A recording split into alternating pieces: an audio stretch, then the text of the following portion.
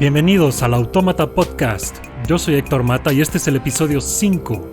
Apoya al podcast desde $1 al mes en patreon.com/Autómata Podcast y disfruta contenido extra. Y visita superautomata.blogspot.com para más artículos y audios.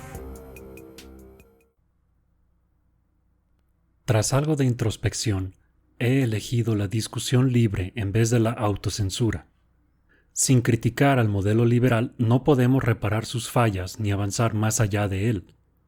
Pero por favor, note que este libro solamente pudo ser escrito gracias a que la gente todavía es relativamente libre de pensar lo que quiera y expresarse como desea. Si valora este libro, también debería valorar la libertad de expresión. Yuval Noah Harari. En este momento hay grandes protestas alrededor del mundo, en democracias consolidadas y en otras naciones que quisieran serlo. Uno puede recurrir a los periodistas, politólogos y otros expertos para entender los detalles de cada una de estas situaciones y tener una buena idea de qué está pasando en cada caso. Aquí en Autómata están en la agenda varios libros sobre esto, como The Strange Death of Europe de Douglas Murray, The Road to Unfreedom de Timothy Snyder y Why Nations Fail de Acemoglu y Robinson. Pero las razones de fondo, al estilo de un observador extraterrestre que no está viendo los detalles particulares de cada situación, sea Chile, Líbano o Hong Kong, sino los fundamentales, los de la humanidad, no las encontrará en un típico artículo o programa de análisis político. Por fortuna, hay entre nosotros algunos humanos cuasi extraterrestres como Yuval Noah Harari que a eso se dedican, como en su libro 21 Lessons for the 21st Century, o 21 lecciones para el siglo XXI. El cronocentrismo es la percepción de que el momento actual es particularmente especial. Casi siempre es un error si tomamos en cuenta la historia de la humanidad a gran escala. Por miles de años las cosas fueron, básicamente, iguales. Si uno nacía en el año 1100, podía mirar 200 o 300 años en cualquier dirección y ver, básicamente, lo mismo. Los mismos sistemas políticos, las mismas historias de héroes y villanos, el mismo arte, la misma tecnología, si se le pudiera decir así. Uno podía predecir qué iba a ser necesario hacer o conseguir para que sus hijos pudieran estar igual o mejor, y era fácil ser política y socialmente conservador, porque adaptarse al cambio no solamente era innecesario, sino que el cambio en sí era impensable. Todos sabían que había un rey, amparado por un dios, una nobleza y fieles súbditos que trabajaban para ellos a cambio de protección del otro rey, amparado por otro dios que estaba con sus súbditos en el reino de al lado. Sabiendo eso y un oficio, una persona común ya sabía prácticamente todo lo que se podía saber. Todavía hace unas décadas, este modelo era suficiente. El paso del cambio aumentó desde la revolución científica, pero todavía era manejable. Uno no usaba las mismas herramientas para dedicarse a los mismos oficios que sus padres, pero básicamente había un cambio importante una vez por generación, cuando mucho. Era posible, en la mayoría de las profesiones y oficios, pertenecer a una familia que se dedicaba a lo mismo desde hacía siglos, ya fuera la agricultura o las leyes. Uno cambiaba los animales por tractores y las máquinas de escribir por computadoras, pero la naturaleza del trabajo era básicamente la misma.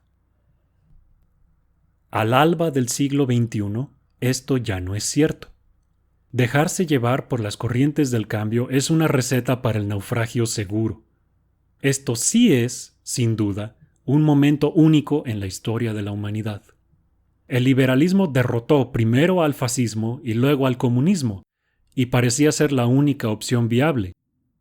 Ahora es el liberalismo el que está entrando en crisis, en parte debido a la misma abundancia material que facilitó.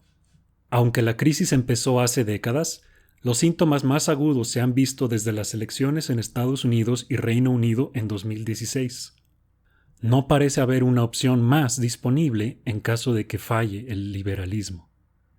Solía ser que el liberalismo tenía como protagonista a la persona común, valorando su libertad, su voto, su trabajo y su bienestar, a diferencia del fascismo y el comunismo. No era perfecto, pero el liberalismo ofrecía una marcada diferencia para bien ante los otros sistemas políticos, y la persona común en una democracia liberal podía confiar en que el futuro iba a ser mejor. Pero ahora, los temas en la agenda de la humanidad están muy alejados no solamente de la comprensión de la persona común, sino de las personas comunes en sí. El mundo está avanzando tan rápido que la gente ordinaria es completamente ignorada o, en el mejor de los casos, arrastrada por asuntos que le parecen remotos o incomprensibles, como la automatización, la inteligencia artificial, las criptomonedas, la bioingeniería y otros temas altamente especializados. Antes, la tecnología desplazaba a los humanos en labores físicas y los humanos se adaptaban, enfocándose a labores más bien cognitivas. Pero una vez que éstas ya se deleguen a algoritmos e inteligencia artificial, no queda claro qué labor humana todavía será necesaria.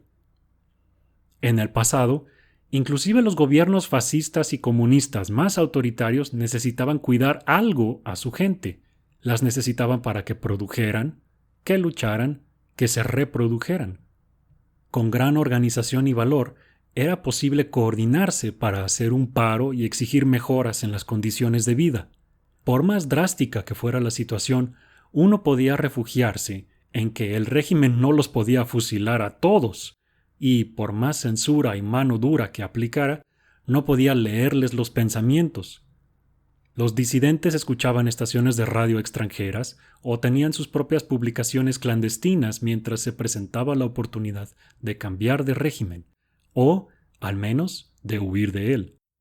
En las sociedades democráticas, además, se podía cambiar el rumbo mediante el voto. Pero, ¿qué pasa con la gente común cuando ya no es necesaria para nada? Si la innovación solo está al alcance de un puñado de genios, si la producción está hecha cada vez más por las máquinas y algoritmos que estos mismos genios manejan, y si las decisiones las toman élites que no necesitan responder a lo que la gente quiere, ¿qué queda para la persona común que ve su vida estancarse? Alrededor del mundo, la gente siente cada vez más que ya no es importante su voto ni su trabajo. Sí, tienen una máquina de entretenimiento instantáneo en su bolsillo, pero no entienden ni cómo funciona, ni cuál fue su papel en la sociedad para ayudar a producirla. Al menos en el fascismo y el comunismo quedaba claro el lugar de uno en la lucha por defender al régimen, o más bien, en la lucha por defenderse de él. Al mismo tiempo que son cada vez menos relevantes, los humanos pueden ver las diferencias entre distintos países y culturas, y están votando cada vez menos con las boletas y cada vez más con sus pies.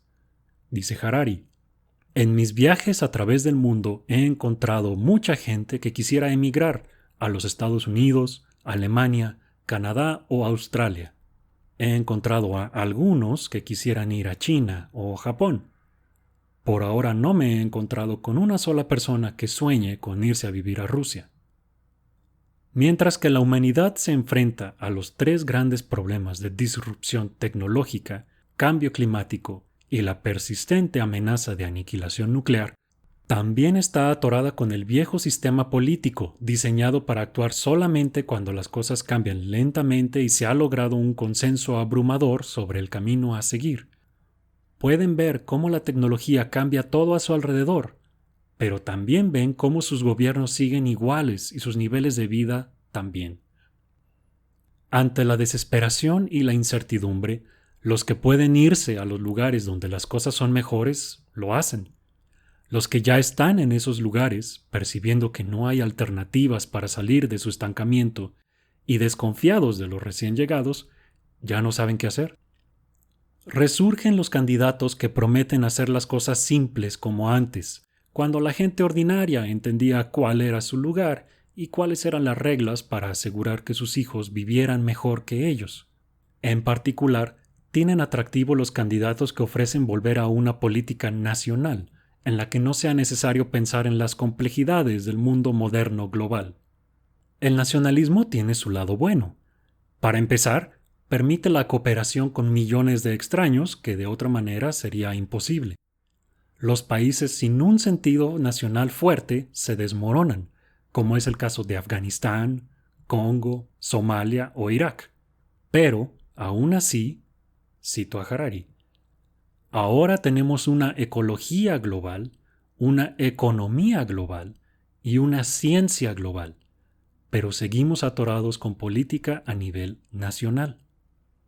En el siglo XXI, para cuidar de tus compatriotas, debes cooperar con extranjeros. Así que ahora los buenos nacionalistas deberían ser globalistas. Fin de la cita. Ningún país puede, por sí solo, manejar la disrupción tecnológica. No hay muros ni políticas migratorias que mantengan fuera los gases invernadero ni la radiación nuclear. Es imperativo evitar que lleguen al poder políticos que no entiendan estas cosas. En el siglo XXI nos enfrentamos a 3 tipos generales de problemas. 1. Problemas técnicos, es decir, cómo debemos hacer las cosas. 2. Problemas políticos, estos son cuáles cosas deberíamos hacer. Y 3. Problemas de identidad. ¿Y a qué nos referimos con nosotros? Dividir al mundo en naciones, cada una resolviendo estas cuestiones por su lado, ya no es factible. Ningún nacionalismo tiene una respuesta para los problemas urgentes que enfrentamos, y ciertamente ninguna religión la tiene tampoco. ¿Cuál es la postura musulmana acerca de la inteligencia artificial? ¿O la cristiana? Dice Harari, por miles de años, filósofos y profetas nos han exhortado a conocernos a nosotros mismos. Pero este consejo nunca había sido tan urgente como en el siglo XXI porque, a diferencia de los tiempos de Laozi o Sócrates, ahora tenemos competencia seria. ¿Qué sí podemos hacer ante todo esto? Por ahora estamos en una etapa de transición, en la que todavía hay algo de trabajo hecho con manos y mentes humanas, aunque sea cada vez menos relevante, y los votos todavía cambian a los gobernantes, aunque casi todos sean iguales. Estamos pasando por un umbral de acceso a la información que todavía se puede, con algo de esfuerzo, procesar. Estamos a tiempo de evitar una distopía y asegurar nuestra supervivencia como especie. Para empezar, debemos recordar que la desinformación y la propaganda no son fenómenos nuevos. El ejemplo más fácil es la religión, pero también los gobiernos se han dedicado a las fake news. Recordando lo explicado en Sapiens, en el episodio 2, hemos prosperado como especie gracias a nuestra capacidad para crear y creer historias. Ahora, ante la abrumadora cantidad de historias que nos inunda, debemos estar preparados para valorar la información de la que nos alimentamos, esto es, valorarla con dinero. Y segundo, debemos estar dispuestos a esforzarnos por leer la ciencia correspondiente a los temas que nos interesan. A su vez, los científicos tienen que mejorar más la comunicación de su trabajo a la población. Como decía Carl Sagan, vivimos en un mundo cada vez más dependiente de la ciencia y la tecnología, en el que cada vez menos personas entienden de ciencia y tecnología. En cuanto a nuestra capacidad de creer historias, debemos entender que no podremos, de aquí en adelante, derivar propósito o significado de ellas, o al menos no de las tradicionales. A nuestro mejor entendimiento científico, las historias religiosas, nacionalistas o tribales sencillamente no son ciertas. El universo simplemente no funciona como una historia. La gente debe asimilar, de alguna manera, que no son una historia. Y de una vez que no tienen libre albedrío, quienes creen que lo tienen son los más fáciles de manipular. La pregunta importante no es el significado de la vida, porque no lo tiene, sino cómo aprovecharla ya que sí la tenemos. Cito: el verdadero misterio de la vida no es lo que pasa después de la muerte, sino lo que pasa antes. Debemos ser especialmente precavidos con políticos que hablan de sacrificio, pureza, restauración o redención.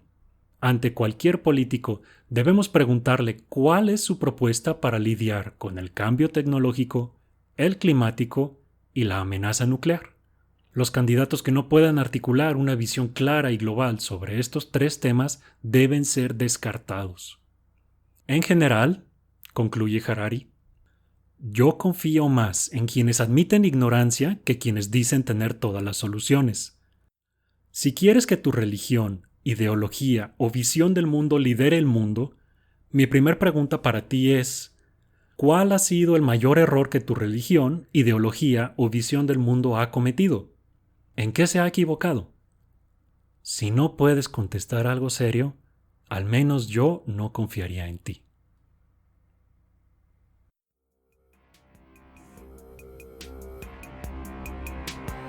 Si quieres más episodios y contenido como el anterior, sigue la publicación de artículos y episodios por Facebook, en facebook.com/automatablog o en Twitter en @automatapodcast o escríbenos a automatablog@gmail.com.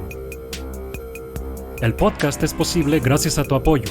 Si te agradó lo que escuchaste, puedes donar al podcast visitando la página de apoyo en superautomata.blogspot.com o puedes hacer un donativo mensual visitando patreon.com/automatapodcast. La música es Tyrant, cortesía de Kevin MacLeod de filmmusic.io y lleva una licencia Creative Commons 4.0. Yo soy Héctor Mata. Gracias por escuchar.